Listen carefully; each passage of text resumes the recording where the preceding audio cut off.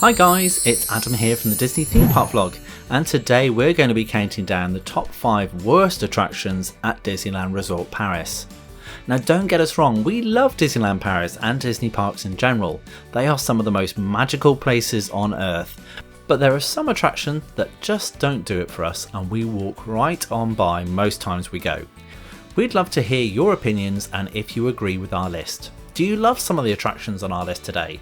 Comment below or find us on Facebook or Instagram. We love to hear from you, so don't be shy. While you're there, why not give us a like and subscribe for our latest videos and news and our tips on getting the most out of visiting Disney theme parks. We've not included any shows or character meet and greets, so we're just focusing on the rides. And don't forget, this is just our opinion. We'd encourage you to try them for yourselves and let us know what you think. Right, let's get cracking on our top 5 worst attractions at Disneyland Paris. At number 5 is Disney Studio One, which is the entrance building to the Walt Disney Studios park.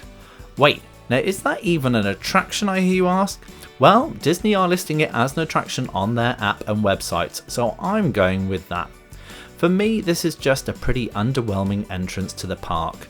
The studio is big and has some fun and impressive stage sets and lighting tricks, but it just isn't a patch on the arrival at the Florida counterpart.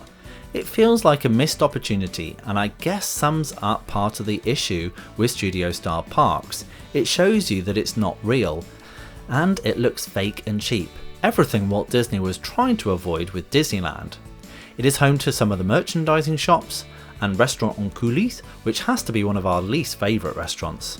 There's also the Hepcat Corner, a small counter service point where you can get a small selection of drinks and snacks, which was closed much of the time I was there last and serves really bad coffee. Oh man, I just don't get excited in this place, and it should be such an exciting start to the park. In at number 4 is the Cars Quatro Roos Rally. Given that Cars is one of Disney Pixar's most popular merchandise brands, it's not surprising that we've had a few sequels to the original film.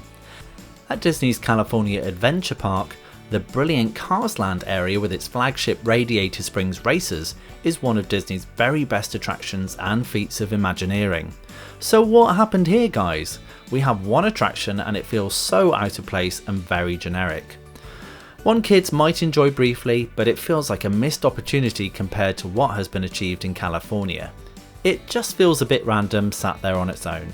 At number 3 is Le Passage Enchanted de Aladdin. Now I don't really know why Disney lists this as an attraction. It's a short walk through in Adventureland at Disneyland Park, but they list it as an attraction, so we will too.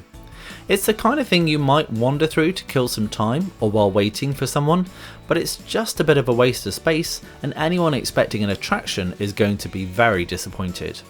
Don't get me wrong, the little extras tucked away in the theme parks are one of the things we love most about Disney, but we're not sure what they were thinking with this walkthrough. For number 2, we are heading back over to the Walt Disney Studios Park and Toy Story Playland for the Toy Soldiers Parachute Drop. Another off-the-shelf attraction that you'd expect from a fairground, but not from a Disney park. Ride capacity is low on this one, so wait times can get long and they're just not worth it. The theming is okay, but it feels like a filler attraction, adding nothing to the park or your day. And finally, our top worst attraction at Disneyland Paris, and we're staying with the Walt Disney Studios Park for the flying carpets over Agrabah. You can find this attraction in the Magic Kingdom at Walt Disney World in Adventureland. It's basically Dumbo's flying elephant, but with an Aladdin overlay, and in the Magic Kingdom it's okay. In Disneyland Paris, without the Adventureland theme, we have some pretty cheap looking set and a premise that you're going to be filming. An opening day attraction for the Walt Disney Studios, it feels like a generic ride with very little charm, imagination or reason to be there, and we expect more from Disney theme parks. I've been to Disneyland Paris so many times and have ridden this one only once. There's so much great stuff to do in the park, so when it comes to this attraction, we'd say you can really skip this one, or go on Dumbo the Flying Elephant instead, a Disney classic with amazing views of Disneyland Park. But what do you think? Do you agree with our list? What do you think is the worst attraction at Disneyland Paris? Don't be shy, we want to hear from you, so get in touch. Comment below, talk to us on social media, and if you've enjoyed this video, then like and subscribe to support our channel and get the latest content.